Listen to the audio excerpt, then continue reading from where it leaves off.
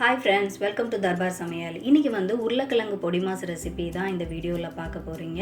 ரொம்ப சிம்பிளான இந்த ரெசிபி எப்படி பண்றதுன்னு பார்க்கலாம் வாங்க. அதுக்கு 2 உருளைக்கிழங்கு நல்லா வேக வச்சு எடுத்துக்கோங்க. இப்போ ஒரு கடாய் எடுத்துக்கோங்க. அதுல 1 டேபிள்ஸ்பூன் தேங்காய் எண்ணெய் விட்டுக்கிறேன்.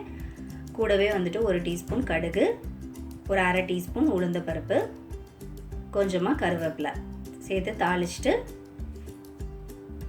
ஒரு வெங்காயத்தை வந்துட்டு சின்ன சின்னதா கட் பண்ணி ஆட் பண்ணிக்கலாம். வெங்காயத்தை வந்துட்டு நல்லா வதக்கி கொடுத்துக்கோங்க.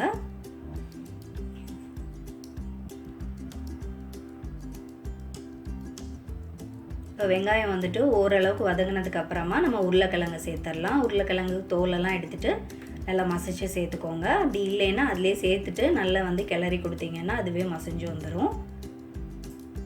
இப்போ வந்து இதை வெங்காயத்து கூட நல்லா வந்துட்டு மிக்ஸ் பண்ணி கொடுத்துடலாம்.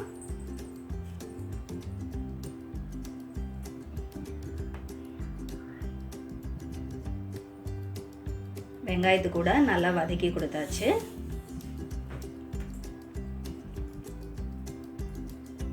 இப்போ இதில் ஒரு 1/2 டீஸ்பூன் மஞ்சள் பொடி, தேவையான அளவுக்கு உப்பு,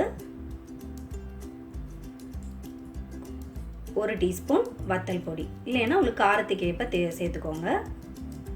சேர்த்துட்டு எல்லாத்தையுமே நல்லா மிக்ஸ் பண்ணி கொடுத்துடலாம். இந்த உருளைக்கிழங்கு பொடி மாஸ் வந்துட்டு உங்களுக்கு சப்பாத்தி கூட ரைஸ் கூட எல்லாத்துக்கூடயுமே சூப்பராக இருக்கும். சப்பாத்தி கூட நீங்கள் ஸ்டஃப் பண்ணி கூட சாப்பிட்டுக்கலாம். ரொம்பவே சிம்பிள், ரொம்பவே ஈஸியும் கூட. உருளைக்கிழங்கு வந்துட்டு நல்லா மிக்ஸ் பண்ணி கொடுத்து அது நல்லா ட்ரை ஆகிற வரை கிளறி கொடுத்துட்டே இருங்க. இப்போ வந்து நல்லா ட்ரை ஆகிடுச்சு. இப்போ அப்படியே சர்வ் பண்ணிட வேண்டியதுதான். ரொம்ப ரொம்ப சிம்பிளான இந்த ரெசிபி உங்களுக்கும் பிடிச்சிருக்கும்னு நினைக்கிறேன். இன்னொரு வீடியோவில் உங்களை சந்திக்கிறேன். தேங்க்யூ.